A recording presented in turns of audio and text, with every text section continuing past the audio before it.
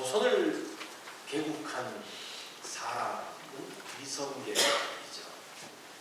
그런데 원래 이 조선 새로운 나라를 만든 데 숨은 공신이 있다라고 이야기합니다. 그 사람이 누군가니 정도전과 이방원입니다. 그래서 요즘 이제 역사학계가 조금 바뀌어지면서 전에는 이성계가 조선을 세웠다 그랬는데 요즘의 흐름은 정도전과 이방원이 나라를 세웠는데 이성계는 수동적으로 대처했다. 이런 쪽으로 흘러가고 있습니다. 이제 그것을 보여주고 있는 요즘 이제 한국의 드라마가 윤용이 나르샤 드라마라는 곳에 주인공이 누가 위에 올라왔습니까? 이방원과 정도전을 나오고 이 이성계는 맨 오른쪽에 조그맣게 나와 있죠. 이 윤용이 나르샤라는 것은 용비어천가에 나오는 그런 내용. 조선을 건국하는 데 힘을 보탰던 여선용. 물론 이 드라마에서는 세 명은 허구로 만들었는데 어쨌든 그렇게 해서 이 사람들이 나라를 세웠다라고 이야기합니다. 새로운 나라가 세워질 때에 그때에는 나라가 굉장히 어둡고 힘듭니다. 고려 말기 참으로 어려웠습니다. 북쪽에서는 여진족들이 내려오고 남쪽에서는 외국들이 침략하면서 백성들을 죽이고 그 재산들을 약탈하는 그러한 시기였습니다. 그리고 법문세가들은 그 백성들의 등골을 그냥 뽑아서 세금을 끊임없이 하는데 많은 경우에는 부활까지 가져간대요. 그러니까 18을 100을 생산해서 90을 가져가요. 살기 어려워. 그래서 시장 가는 길에 많은 이 먹지 못해서 굶어 죽었던 시체가 즐비했던 시대가 고려 말기다라고 이야기를 합니다. 그 모습들을 신하들이 보죠. 이대로는 안 된다. 많은 신하들이 그런 생각들을 했습니다. 뭔가 새로운 개혁이 있어야 된다. 그 중심 인물이 정몽주, 정도전 그런 사람이었습니다. 그런데 특별히 이 정도전은 역성혁명을 계획하고 있었습니다. 이 역성혁명이 무엇인가 하니 왕의 성을 갈아야 된다. 이게 무슨 말입니까? 왕을 바꿔야 된다. 반란을 계획을 하고 있었습니다. 이런 정도전의 뜻과 함께 했던 인물이 그것과 똑같은 생각을 했던 인물이 누군가 하니 이방원이라. 이성계가 아니고 이방원은 이성계의 5번째 아들입니다. 원래 이방원은 이 무과로 알고 있는데 이성계의 아들들 중에서 유일하게 과거에 급제했던 사람이 이방원입니다. 그러니까 문과 무가 겸비한 그러한 인물이었습니다. 이 나라를 건국하고 난 다음에 이제 정도전과 이방원이 같이 힘을 합쳐서 나라를 만들었지만 그 나라를 세우는 방향이 좀 달랐습니다. 그래서 그 이방원은 왕권 정치를 해야 된다고 하고 정도전은 신권 정치를 해야 된다. 신권이 무엇인가 하니 신중심이 아니고 신하 중심. 왕 중심의 나라냐 신하 중심의 나라냐를 가지고 두 사람이 의견이 달랐습니다. 이 정도전은 왕은 계속 세습되기 때문에 좋은 왕이 걸리면 나라가 평안한데 이 나쁜 왕이 걸리면 어떻게 됩니까? 나라가 피폐해지니까 이건 세습되는 거 어쩔 수 없으니까 그 사람 그 왕들에게 힘을 실어주면 안 되고 신하들 재상 중심으로 나라를 새롭게 해야 된다. 그래서 이 재상들은 영의정, 좌의정, 우의정 그래서 의정부를 만들어서 그 재상들이 중심되어진 나라를 꿈꾼 사람이 바로 정도전입니다. 그런데 이방원은 생각이 달랐어요. 아니 우리 이씨 가문이 가문의 목숨을 걸고 이거 하다가 실패하면 가문이 다 멸하는데 가문의 생명을 걸고 이 나라를 세웠는데 어떻게 신하들에게 줘? 왕권을 강화해야 된다. 그러면서 이 둘 사이에서 같은 뜻을 가지고 나라를 개혁했지만 실제적인 일 가운데서 서로가 부딪혔어. 그래서 이방원이 왕권 정치를 하면서 6조 체계, 그래 이조, 형조, 병조의 그러니까 요즘으로 말하면 장관들을 두고 왕이 직접 통치하는 그러한 제도를 했습니다. 자, 이런 개국 인물들이 서로 다른 의견들이 있다 보니까 이제 있으면서 이성계는 나이가 많아서 이제 세자 책봉을 해야 되는데 누구를 세자 책봉하는 거 아니? 제일 막내 아들, 이성계가 8명의 아들이 있었는데 제일 막내 아들 방석을 세자로 책봉하게 됩니다. 꼭 역사 시간 같은데. 자, 이 두 왕후가 있었어요. 신의 왕후는 한씨는 이제 죽게 되죠. 죽어서 이제 두 번째 왕으로 오는데 8번째가 방석이. 왜 정도전이 막내 방석을 세우는 거 아니? 신권 정치를 하려고 하면 누가 좀 약해야 됩니까? 이방원처럼 강한 왕이 있으면 안 돼요.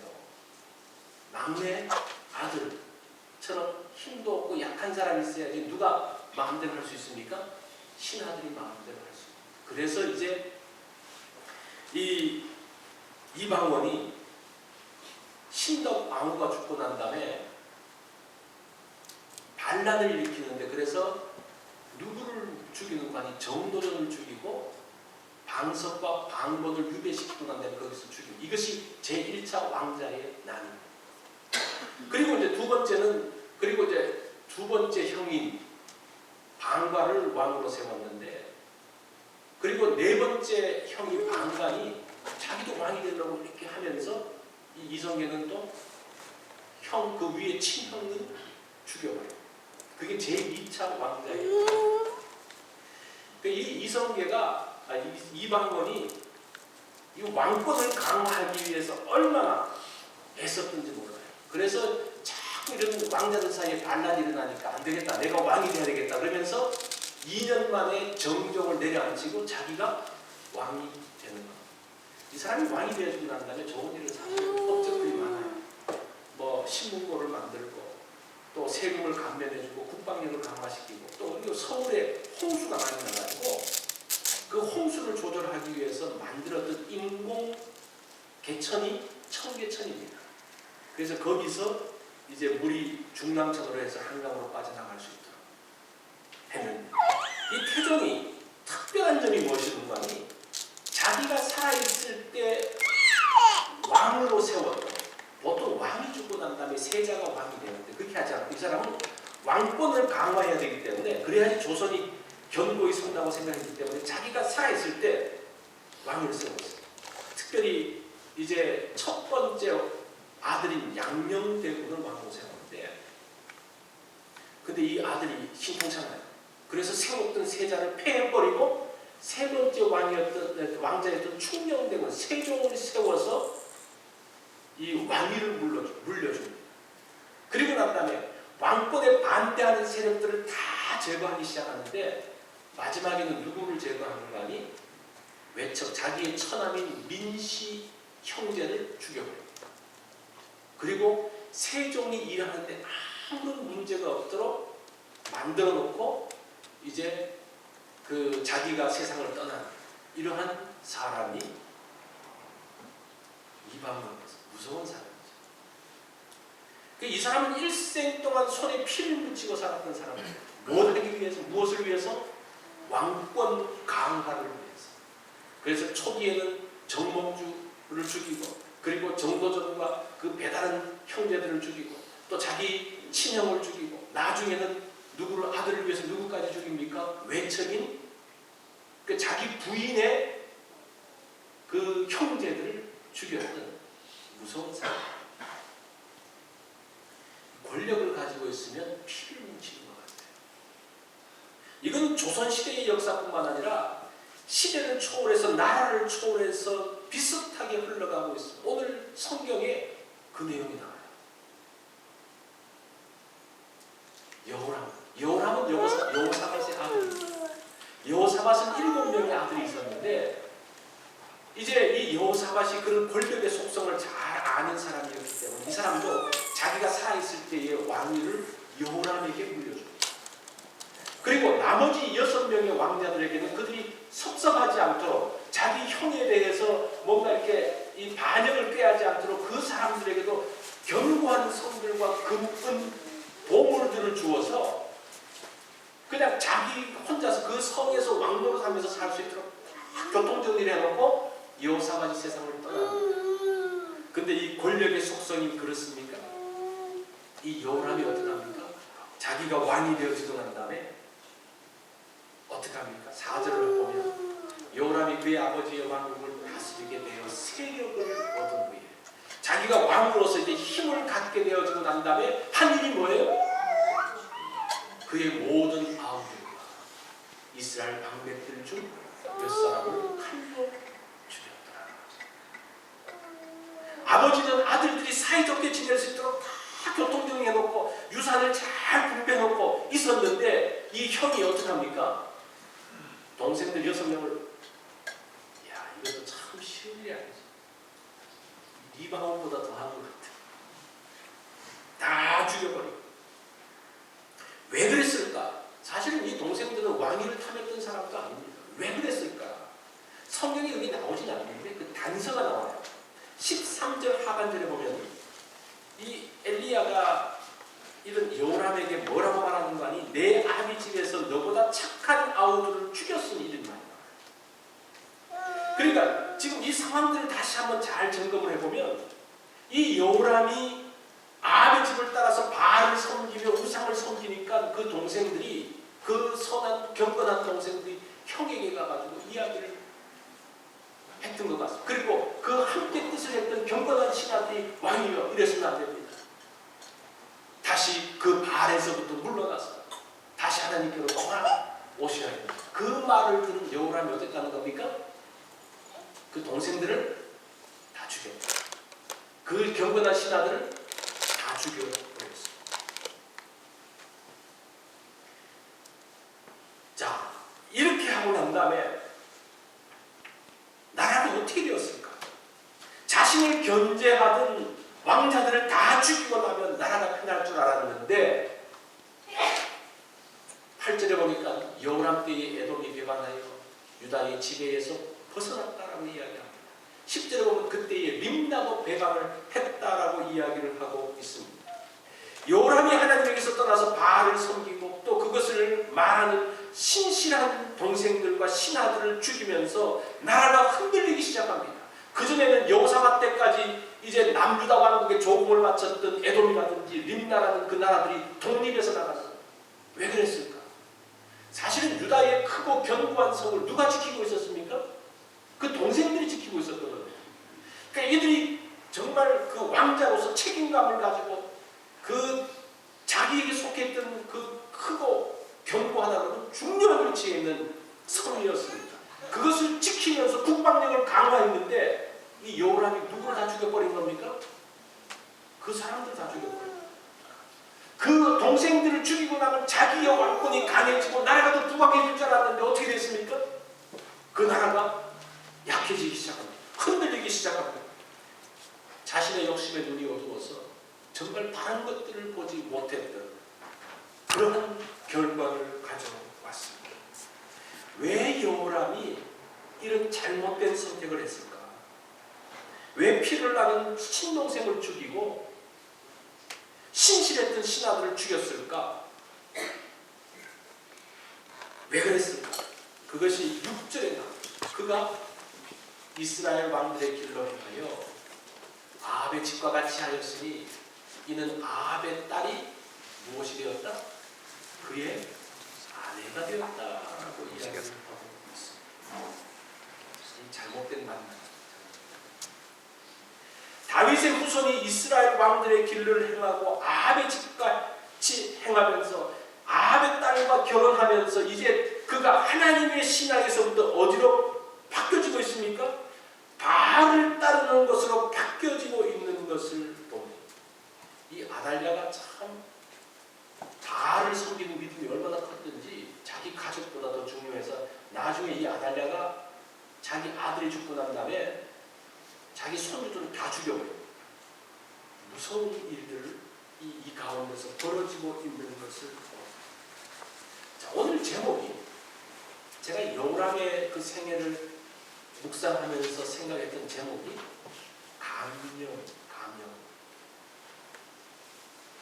감염되는 게 위험하죠. 감염. 바알이라는 악한 바이러스가 남왕국에 들어가면서 감염되어지면서 그 왕국이 휘청휘청거리고 있는 것을 봅니다. 사실은 열왕기 상하의 전체 주제가 무엇인가 하니 감염입니다. 솔로몬 때에 이방의 많은 여인들을 데려오면서 그들이 가져왔던 그 우상 숭배 때문에 그 솔로몬 왕국이 감염되어지면서 나라가 둘러 쫙 쪼개져 버려요. 그리고 난 다음에 그 바알이 북왕국에 들어오죠. 이 아합이 시돈의 딸을 데려오면서 바알이 본격적으로 왕궁에 북이스라엘 왕국에 들어와서 감염되어지고 그로 인해서 북이스라엘 왕국이 무너지고 그것이 또 어디로 감염되어지고 있습니까?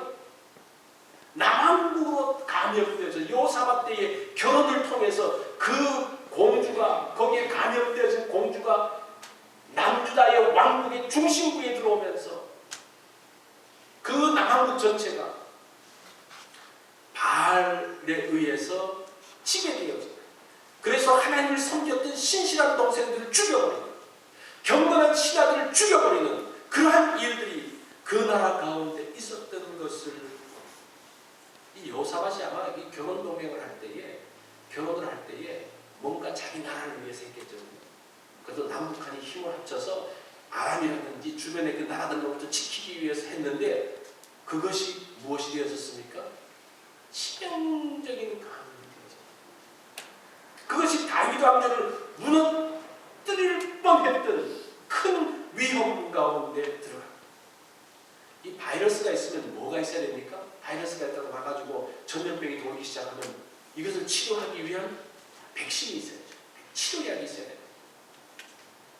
하나님께서 이 요람에 의해서 전 왕국이 이 바알에 물들기 시작하면서 다윗의 왕국이 무너지려고 할 때에 엘리야를 보내서 치료 백신을 줍니다. 그 백신이 12절부터 나옵니다. 자, 12절부터 보면 제가 읽어보겠습니다. 선지자 엘리야가 여호람에게 글을 보내어 이르되 왕의 조상 다윗의 하나님 여호와께서 이같이 말씀하시기를 내가 내 아비 여호사밧의 길과 유다 왕 아사의 길로 행하지 아니하고 오직 이스라엘의 왕들의 길로 행하여 유다와 예루살렘 주민들이 음행하게 하기를 아합의 집이 음행하듯 하며 또 내 아비 집에서 너보다 착한 아우들을 죽였으니 여호와가 내 백성과 내 자녀들과 내 아내들과 내 모든 재물을 큰 재앙으로 치시리라. 또 너는 창자의 중병이 들어 그 병이 날로 중하여 창자가 빠져나오리라 하셨다 하였다. 하나님은 북왕국에서 활동하고 있는 엘리야를 통해서 글을 써서 보냅니다. 그것이 지금 이 가운데서 유다 왕국의 위기를 건질 수 있는 중요한 백신과 같은 그러한 메시지였습니다. 근데 그것을 여호람이 어떻습니까? 받습니까? 받지 않습니까? 받지 않아요. 약이 있는데 약을 먹어야지 살죠. 근데 그 약을 안 먹어요. 그러면서 그 유다 왕국이 심각한 위기 가운데 들어가요. 기회가 언제나 있는 게 아니에요. 하나님께서 기회를 주실 때가 있어요. 그것을 거부하면 그 다음부터 하나님의 심판이 옵니다. 하나님의 심판은 이제 16절에 나오는데 여호와께서 블레셋 사람들과 구스에서 가까운 아라비아 사람들의 마음을 격동시키사 여호람을 치게 하셨으므로 그들이 올라와서 유다를 쳐서 뭐합니까? 왕국의 모든 재물과 또 그의 아들들과 그의 아내들을 탈취하여 갔다라고 이야기를 합니다. 자, 보세요. 이 바알에 감염되어진 다윗의 왕국이 어떻게 지금 그 감염에 대해서 무너지고 있습니까? 블레셋과 아라비아 두 나라가 쳐들어와가지고 여호람의 궁궐까지 들어와서 궁궐에 있는 그 모든 보물들을 다 빼앗아. 그것만으로 끝납니까? 그 여호람의 아들들이 있었는데 막내 하나 남겨놓고 나머지는 다 잡아가고 그걸로 그냥 아이들은 다 죽어버려요. 그 왕의 아내들이 있었는데 아달랴만 남겨놓고 그 모든 아내들을 다 잡아버렸어요. 그리고 그렇게 하면서 그 왕국은 심각한 위기 가운데 들어갑니다. 자, 그 당시에 그 여호람 다윗 왕조의 비극을 보면요, 여호람 때에 7명의 아들이 있었는데, 자기를 포함해서 7명의 아들이 있었는데, 이 여호람이 어떻게 합니까? 6명을 다 죽이면서 누구 혼자 남아요? 자기 혼자 남아요. 그 다음에 그 아들, 여호람의 아들들이 있었는데, 몇 명인지 모르지만 아들들이 있었는데, 이 아들들은 이 아라비아와 블레셋이 와가지고 막내 하나 남는 거 다 잡아가서 누가 하나 남습니까? 막내가 이제 아시아 왕이 되는데 하나 남습니다. 그리고 이 아시아 왕도 1년 만에 갑작스럽게 죽는데, 이제 그 북왕국의 그 왕을 문병하러 갔다 거기서 죽게 되었는데, 거기에 이 아시아의 아들들이, 어린 아들들이 있었는데, 이 아시아가 죽고 나니까 이 할머니 아달랴가 손주들을 다 죽여버리고 자기가 왕이 된 거예요. 근데 극적으로 1살짜리 요아스를 그 고모가 그 핏덩이를 급하게 데리고 와서 성전에 딱 숨겨놓습니다. 보세요. 이 3대 동안 한 명으로 그냥 겨우 끊임없는 그 공격 가운데서 겨우 명복을 이어가고 있는 것을 봅니다. 이게 지금 바이러스에 감염되어진 다윗 왕국의 모습이에요. 얼마나 심각한 위기 가운데 들어갔는지 모릅니다. 이 악한 영에 감염되어지면요, 정상적인 생각을 하지 못합니다. 비상식적인 행동을 할 뿐 아니라 아주 극단적인 행동을 합니다. 지금 오늘날 가장 극단적인 행동, 비상식적인 행동을 하는 무리들이 누굽니까? IS. 그 사람들 하는 거 보세요. 상상을 초월한 일이다. 그게 뭐예요? 그런 악한 일에 사로잡힙니다. 아달랴도 그렇지 않았겠어요? 이건 IS보다 더하고, 자기 손주들을 그냥 어떻게 그 손주 그렇게 귀엽고 예쁜 아이들을 그냥 눈이 멀고, 그게 바이러스의 치명적인 거예요. 여호사밧은 정치적인 이유로 북왕국가 잘 지내기 위해서 하여튼 어떤 이유든지 간에 경동맹을 했던 것이 이처럼 심각한 위험에 들어갔는지 아마 자기도 몰랐을 거예요. 아마 이거 알았다 그러면, 나중에 이제 천국 가서 알았다 그러면 얼마나 기절을 할 뻔했겠어요. 이런 영적 감염이 얼마나 무서운 일입니까? 이런 위기 가운데서, 위태위태한 가운데서 다윗 왕국이 그래도 명맥을 유지하는 이유가 뭘까? 그게 7절에 나옵니다. 여호와께서 다윗의 집을 멸하기를 즐겨하지 아니하셨으면, 이전에 다윗과 더불어 뭐 했기 때문에? 언약을 세우셨기 때문에. 그래서 다윗과 그의 자손에게 항상 등불을 주겠다고 약속했기 때문에 하나님께서 지켜가신 거예요. 그 블레셋과 아라비아가 다 죽일 수 있는데 왜 막내 하나 남겨놨냐? 하나님이 지키신 거예요. 그 아달랴가 정말 눈멀어서 그냥 제정신 아닌 상태에서 손주를 죽이는 가운데서 그 1살짜리 핏덩이가 극적으로 구해진 것이 누구 때문입니까? 하나님의 손길 때문에 그 막내 아들을 건진 그러한 일들, 하나님의 은혜가 그들 가운데 있었던 것을 봅니다. 자, 악에 감염되었지만 말씀의 백신을 거부한 여호람을 또 하나님께서 직접 정리하십니다. 18절로 19절에 보면, 이 모든 일 후에 여호와께서 여호람을 치사 능히 고치지 못할 병이 그 창자에 들게 하셨으므로 여러 날 후 2년 만에 그의 창자가 그 병으로 말미암아 빠져나오니 그가 심한 병으로 죽으니라. 여호람이 이 창자가 빠져나가서 죽었습니다. 이 창자의 병이 들어서 2년 동안 고생하는, 이게 뭐 장염인지 궤양인지 암인지는 몰라요. 그렇지만 치료될 수 없는 병이 그 가운데 들어가. 그리고 2년 그냥 투병하다가 마지막에 장이 빠져나오면서 극심한 고통 가운데서 죽어가요. 이 여로보암이 32세에 왕이 돼서 8년 통치를 하거든요. 그래서 40세에 죽는 생애를 정리해보면요. 초기, 중기, 말기로 정리해보면 초기는 자기가 왕이 되어주는 날 동생들을 죽이면서 죽이고 난 다음에 에돔이 빠져나가고 림다가 빠져나가면서 경제적으로 타격을 받습니다. 그게 초기의 모습이에요. 중기는 그가 엘리야를 통해서 주셨던 하나님의 말씀을 거부함으로 인해서 블레셋과 아라비아 사람들이 오면서 아들들을 죽이고 아들들을 잡아가서 그렇게 하면 가정적인 심각한 위기 가운데 들어가죠. 마지막 말기는 뭡니까? 그래도 하나님 말씀을 듣지 않음으로 인해서 자기의 몸에 병이 들므로 자기 몸이 심각하게 망가져요. 사실 이 세 범주에 대부분 들어가는 거예요. 경제적인 위험, 가정적인 위험, 자기 몸의 위험.